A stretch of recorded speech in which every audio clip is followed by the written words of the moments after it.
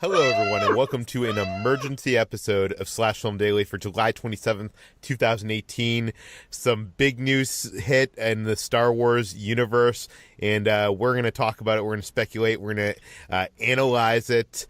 Joining me on today's podcast is Slash Film Managing Editor Jacob Hall. Hello, hello. Slash Film Weekend Editor Brad Oman. Hey, that's me. And writer Chris Evangelista. Hello. And, of course, I am always Editor-in-Chief Peter Sciretta. Let's just get into it. They have announced the beginning of filming for Episode 9, and with that comes the cast and crew announcements, some of which is some pretty big news. Chris, you wrote this up for the site. What do we know? Okay, so obviously Daisy Ridley, Adam Driver, John Boyega, Oscar Isaac, Lupita Nyong'o, Donald Gleason, Kelly Marie Tran, and Jonas, how do you say his last name? Sotomayor? The guy who plays Chewbacca. They're all coming back along with Billy Lord. So we could have safely assumed they were all coming back, but now we also know that Mark Hamill, Billy D. Williams, and most surprising of all, Carrie Fisher are also going to be in the film, along with new cast members Naomi Ackie and Richard E. Grant. Okay, let's parse this out. First of all, filming is going to begin on August 1st, 2018. What is that, next week? Yes, it's next week. The returning cast, as you said, is probably not all that surprising. I mean, in terms of like the big group that you announced at first. But the big surprise is, well, let's start with the biggest surprise of all, and that is Carrie Fisher. I think we all kind of assumed that they might have, killed her off in the storylines in between, because we expect there to be a big time jump between Last Jedi and Episode 9. But apparently, Carrie Fisher is going to appear in this film. How is that possible, Chris? Apparently, J.J. Abrams will be using unused footage from The Force Awakens. So I don't know how big her part's going to be. I can't imagine he has a ton of unused footage, but like you said, it's a lot more than we thought we were going to get. I mean, I personally thought like the opening crawl was literally going to start with Princess Leia is dead or General Leia is dead, but I guess not. That would have been a chilling opening to that opening crawl. I actually kind of love that idea. But it appears we are not going to get that. Jacob, do you have any ideas on how General Leia might be used in Episode 9? My guess is, excuse me. My guess, we're talking about some B-roll here. A lot of shots of her maybe listening in to conversations, looking over rooms. I honestly don't think we're going to have any Leia dialogue. My guess is that we're going to see like Leia overseeing things from a distance and her thoughts being relayed by other characters. I think that they're announcing this to let us know she's going to be in there, but I think it's going to be practically a cameo. I can't imagine they have shot entire dialogue scenes that were cut from Force Awakens that will also make sense here.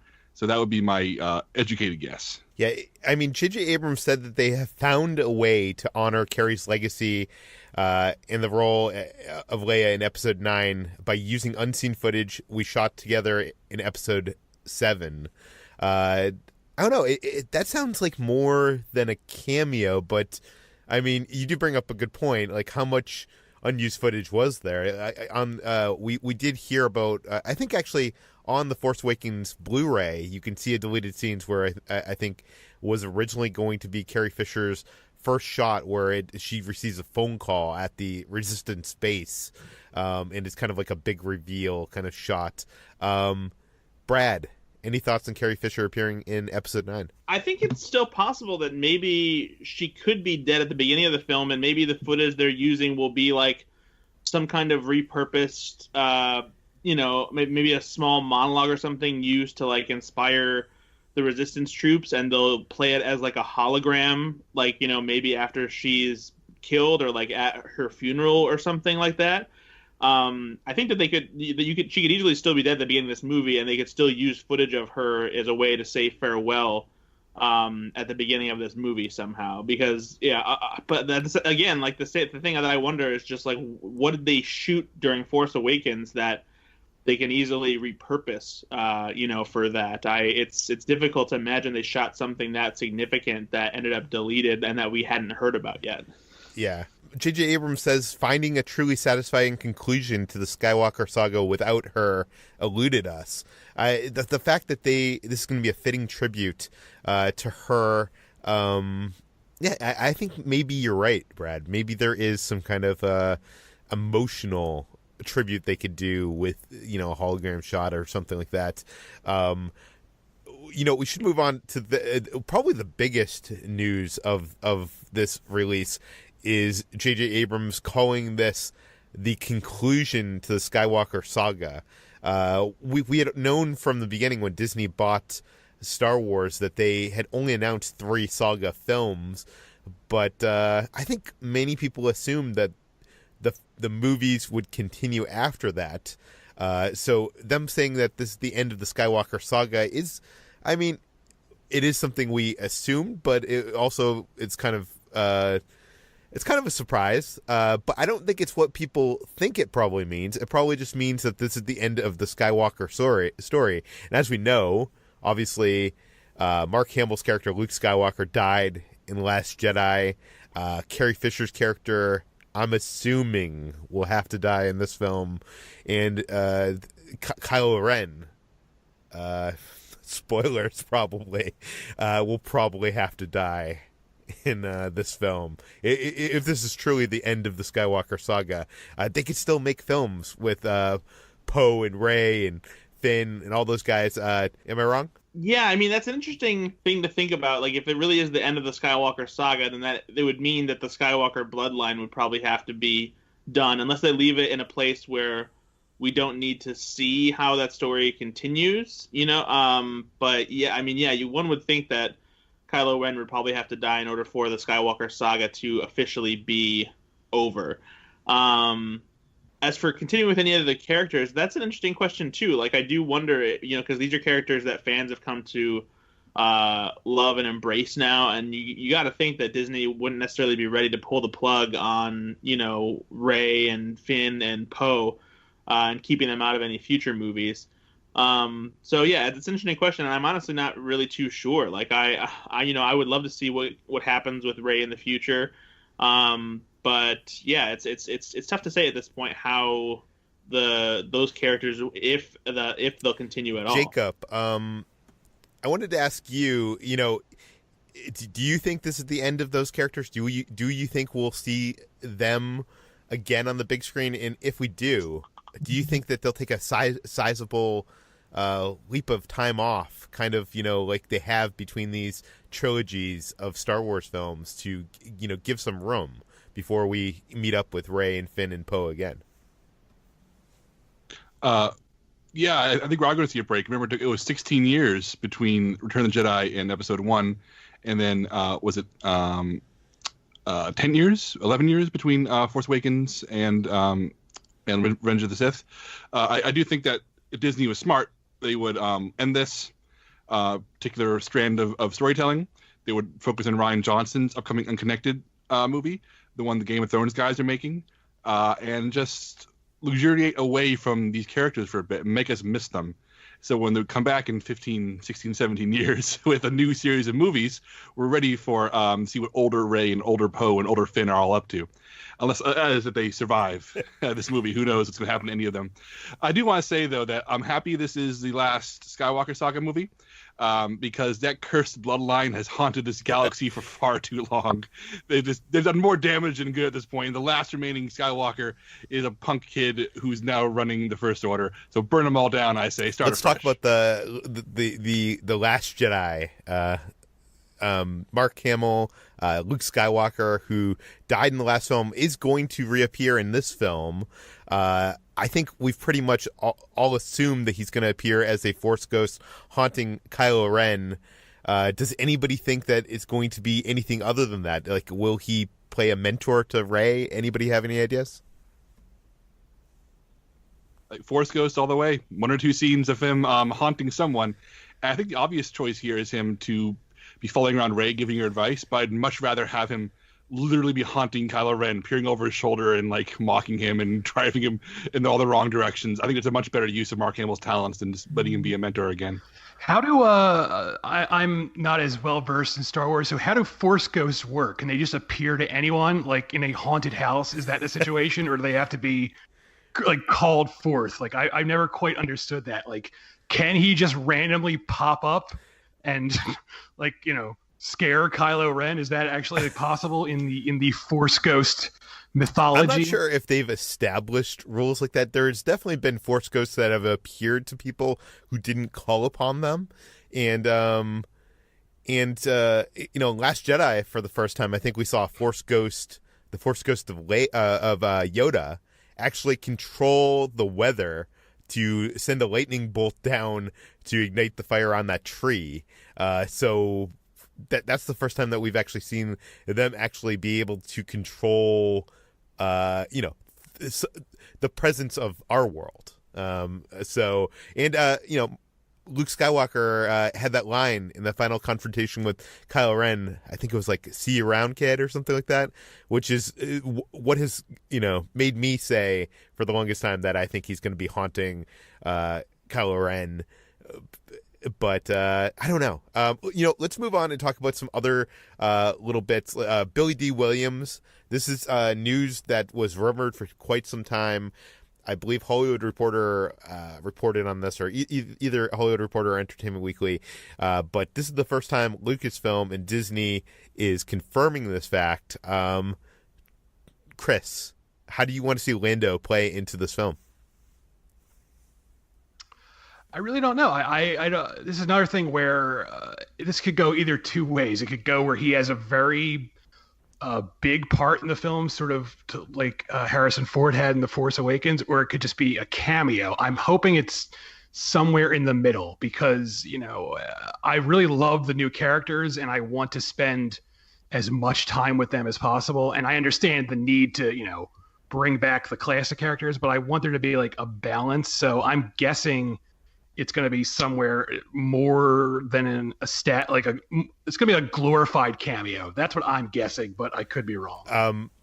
I love the suggestion that I believe Ben gave on a previous podcast that we will finally see Lando get back the possession of the Millennium Falcon, which I think would be a good closed loop, especially with a solo Star Wars story.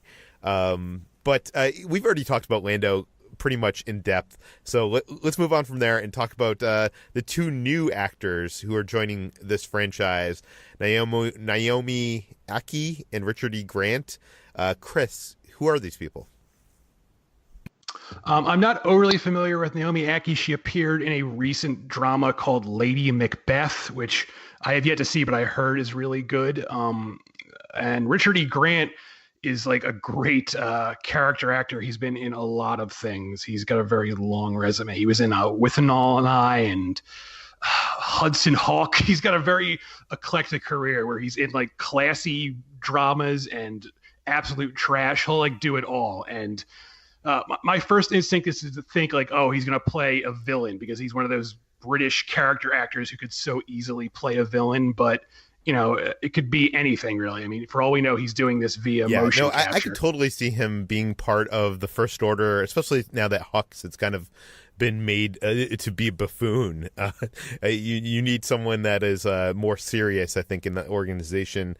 Naomi, what were you going to say? I just want to point out real quick. I'm looking at his IMDb page, and for those of you who's wondering what else he's been in recently, this is a really good example of Richard E. Grant's pedigree as an actor, because he's in stuff like Game of Thrones and Jackie, these big prestige things.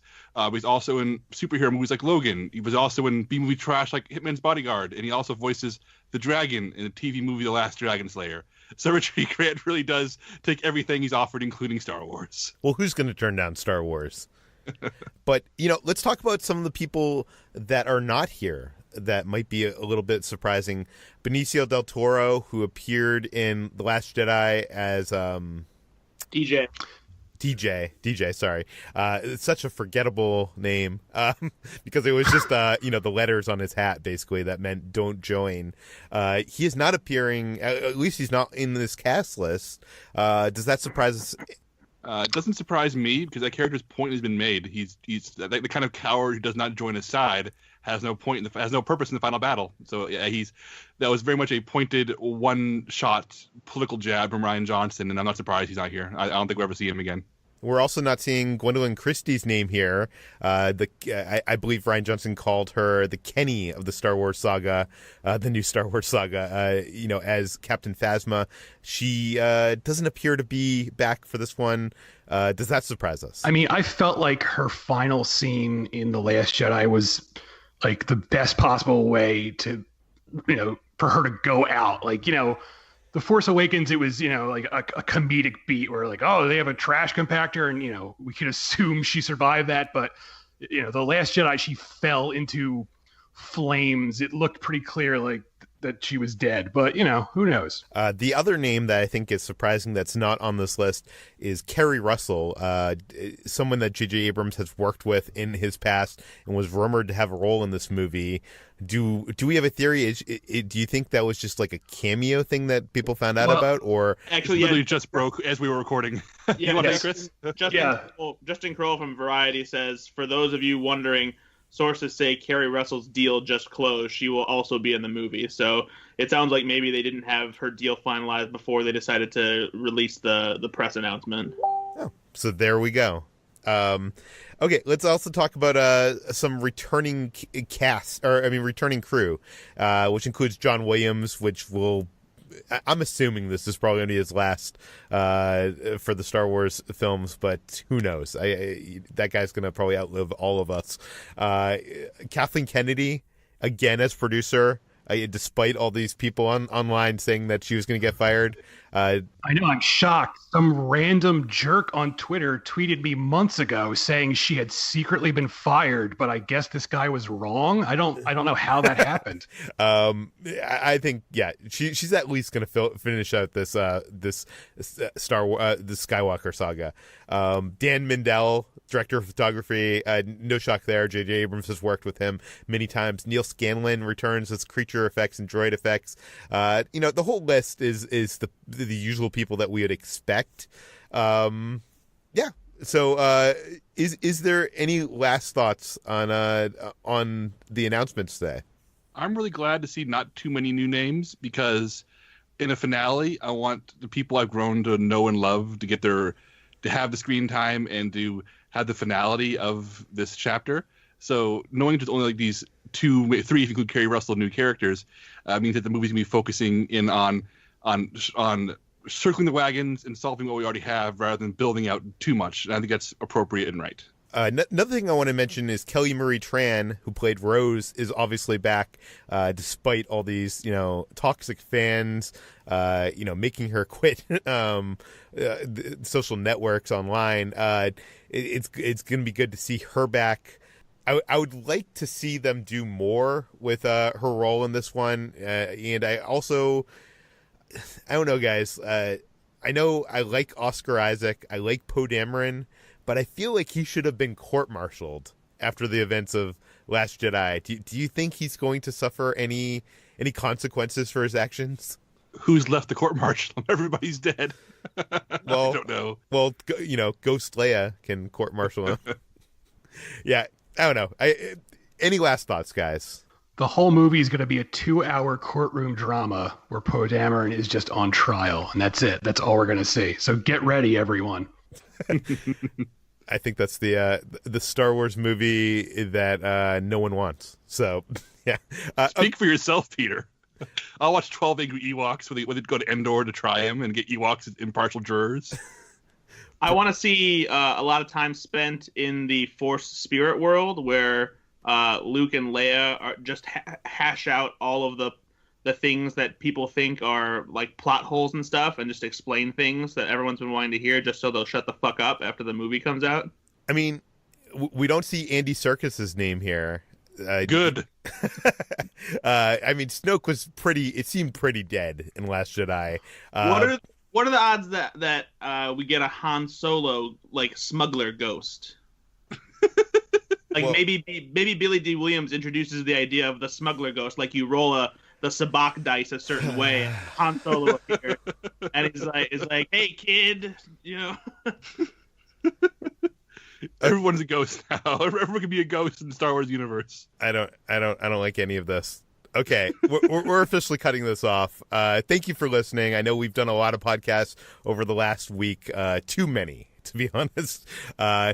You can find all our work on slashfilm.com. This podcast is published every weekday, sometimes even more, on slashfilm.com in all the popular podcast apps. Please, if you have any questions, comments, concerns, feedback, send it to us at peter@slashfilm.com. And go rate and review us on iTunes. Spread the word. Tell your friends. And we will see you on Monday.